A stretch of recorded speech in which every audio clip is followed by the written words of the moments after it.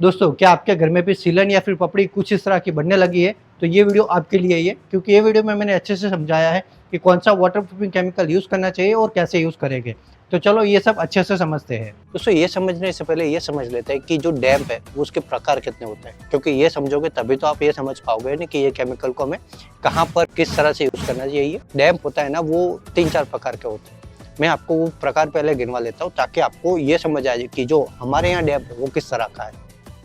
तो एक होता है नॉर्मल डैम्प, उसके बाद होता है खार वाला डैम्प, एक होता है हैवी डैम्प और एक होता है छत के वाटर प्रूफिंग के लिए। तो दोस्तों, आप अब ये कैसे पता करोगे कि ये डैम्प है वो कौन सा है? मैंने आपको बता तो दिया कि नॉर्मल डैम्प, हैवी डैम्प, खार वाला डैम्प या फिर छत वाला। तो नॉर्मल डैम्प के लिए हम जानते हैं कि जो हमारे घर में पेंट लगाया होगा या फिर पुट्टी लगाई होगी या फिर प्राइमर लगाए, तो उसके अंदर से पपड़ी वगैरह निकल रही है और प्लास्टर दिख रहा है। प्लास्टर स्मूथ है पर उसके ऊपर से जो हमने मटेरियल लगाया था वो निकल चुका है, तो ये हमारे नॉर्मल डैम्प में आएगा। अब हम बात करते हैं कि नॉर्मल जो डैम्प है उसके लिए कौन कौन से केमिकल यूज होते हैं। तो नॉर्मल डैम्प के लिए सबसे पहले आता है एशियन पेंट का स्मार्ट हाइड्रोलॉक, उसके बाद एशियन पेंट का ही डैम्प प्रूफ है, उसके बाद डॉक्टर फिक्सेट में आता है शोरसेल करके, वो केमिकल आप अच्छे से यूज कर सकते हो। उसके बाद बर्जर में आता है डैम्प शील्ड इलास्टो करके, और ऐसे ही इंडिगो कंपनी में आता है डैम्प प्रूफ। ये सारे प्रोडक्ट हम अच्छे से जो नॉर्मल डैम्प है उसके लिए यूज कर सकते हैं। अब तो जो सब समझते हैं कि जो नॉर्मल डैम्प है उसके लिए हम जो केमिकल है उसे कैसे यूज करेंगे अपनी जो नॉर्मल सरफेस है उसके ऊपर।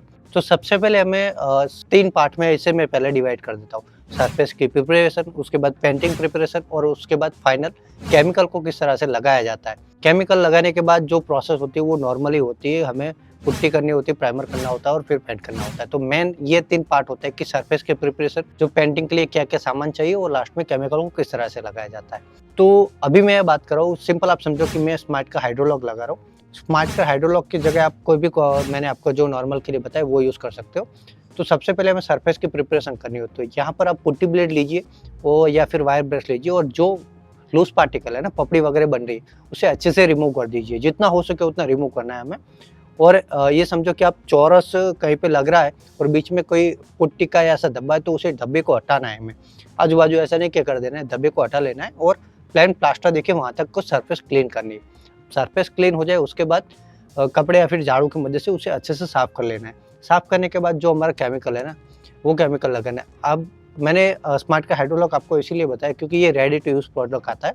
इसके अंदर आपको पानी वगैरह कुछ भी ऐड नहीं करना होता है, सीधा अच्छे से मिक्स करना होता है डब्बे को हिला के, और फिर ब्रश की मदद से या फिर रोलर की मदद से जो हमारी वॉल है ना उसके ऊपर अप्लाई करना स्टार्ट करना होता है। अब अप्लाई किस तरह से करना है, तो ब्रश लिया और उसको हमने एक कोट लगाना है हॉरिजॉन्टल, यानी कि ऊपर से नीचे, या फिर इसी तरह से पूरे वॉल पर हमें एक कोट अच्छे से लगा देना है। और इसका कुछ क्राइटेरिया होता है, जैसे कि 1 लीटर के अंदर आपको 35 से 40 स्क्वायर फीट ही कवर करना है। तो वो बात आपको ध्यान में रखनी है, अलग अलग प्रोडक्ट में अलग अलग उसका जो स्क्वायर फीट एरिया है ना वो कवर होगा।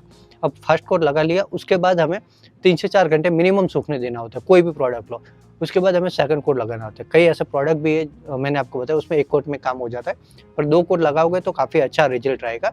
तो इसे 3-4 घंटे के बाद सेम हमने हॉरिजॉन्टल लगाया तो दूसरा कोट हमें वर्टिकल लगाना है और उसे भी 3 से 4 घंटे अच्छे से सूखने देना है। तो दोस्तों, आपने यहाँ तक ये वीडियो देखा है और ये इन्फॉर्मेशन आपको कैसे लगी है वो हमें कमेंट में बताना, और वीडियो को प्लीज़ लाइक कर देना, क्योंकि आप लाइक या फिर सब्सक्राइब नहीं करते।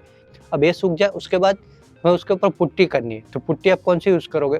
मैं आपको सजेस्ट करूँगा वाटरप्रूफ जो पुट्टी है वो यूज़ करो तो अच्छा है, पर आप नॉर्मल जो पुट्टी करना चाहते हो तो वाइट सीमेंट बेस्ड पुट्टी है वो यूज़ करना, और काफ़ी अच्छी तरीके से जो हमारी वॉल है उसे लेवल में ला देना। उसके लिए आप 1-2 कोट पुट्टी करने की ज़रूरत होगी, और हर कोट के बीच में आपको 3-4 घंटे का टाइम देना है, जहाँ तक हमारी वॉल की जो कंडीशन है वो एक लेवल में ना हो जाए ऊपर से नीचे तक पूरी, तो वो हमें पुट्टी कर लेनी है। उसके बाद पुट्टी को सैंडिंग कर लेना होता है।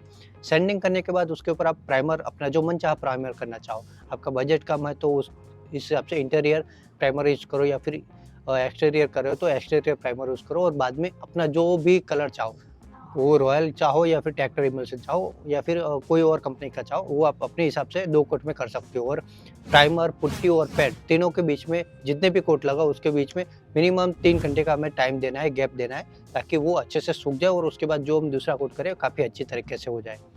तो ये हो गया हमारा पूरा नॉर्मल डैम्प के लिए जो प्रोसेस है वो। तो जो सब नेक्स्ट वीडियो में देखेंगे कि खार वाला या फिर हैवी डैम्प है तो उसे किस तरह से ट्रीट किया जाता है। तो उसके लिए आप अभी से वीडियो को लाइक करो, चैनल को सब्सक्राइब भी करके रखो, और साथ में जो नोटिफिकेशन बेल है उसे ऑन करके रखना। चलो मिलते हैं वो वाली वीडियो में, तब तक के लिए बाय बाय।